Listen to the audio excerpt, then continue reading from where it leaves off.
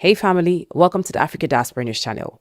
One thing we trust the mainstream media to do is tilt what is actually really happening in African countries, turn it, reframe it, and make these African countries look bad, underdeveloped, or like a tourism center without actually focusing on their own countries. For example, we recently had a report on Burkina Faso that projected Burkina Faso as the worst place on earth, filled with terrorists, a hub of terrorism where people are just unalived on a daily basis. People go about their activities scared for their lives. I mean, all the bad things there are, all the bad things you can find. Family, that was what they tagged Burkina Faso. And now recently, a woman came out, a reporter, a Sky News reporter, came out to give a false narrative. She came out to push a false narrative of Burkina Faso, and family, Africans did not let that slide. Let's watch the video. This is a rare glimpse into an African capital city that few outsiders now get to see. In a country recalibrating its place in the world. We're in Ouagadougou, the bustling capital city of Burkina Faso, a country famously known for arts, culture, and African revolutionary thought. But in recent years, it's become one of the deadliest places in the world for terrorism. The people here are hoping that under the leadership of their charismatic young president, that they can find sovereignty, security, and freedom from their former colonizer, France. Burkina Faso has grappled with French control in the decades since independence. The country is now denouncing France and leaning into alternative allies like Russia, led by their young cousin.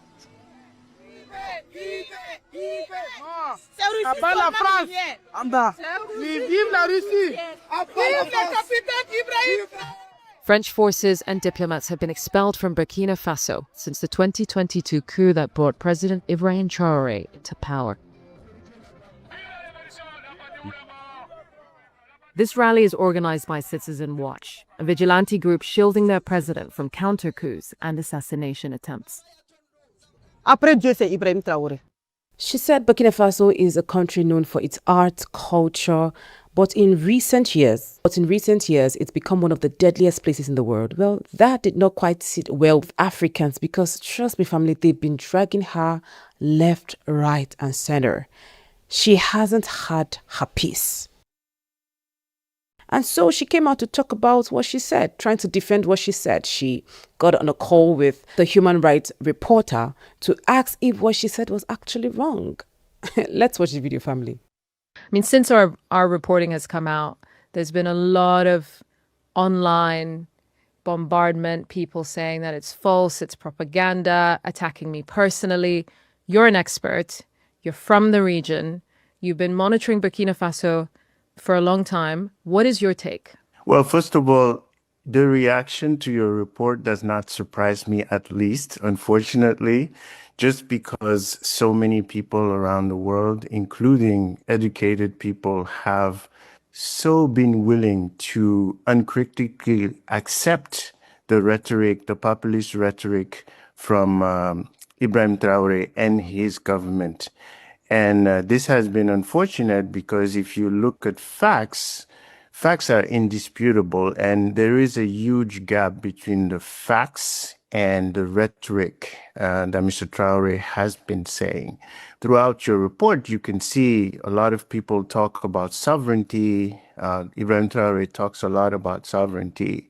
So it exploits issues that are really at the heart of the grievances of many Africans. And that's why it's been effective. But if you look at the facts, like I said again, there are contradictions that you can find everywhere. She said the people are hoping that under Captain Ibrahim Traoré's regime, they would find peace. Those same people that came out to support him, those same people that came out to shield him from assassination plots and coup against him, I mean, make it make sense that you're trying to push a narrative when the people themselves are solidly behind their captain. So it has been from one narrative to another, family. And guess what? This reporter is actually from Sudan.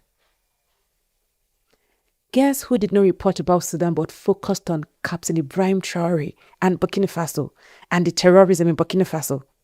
Yes, you got that. She focused on Burkina Faso, on what is happening in Burkina Faso, and she left Sudan. Do we need to talk about what is happening in Sudan?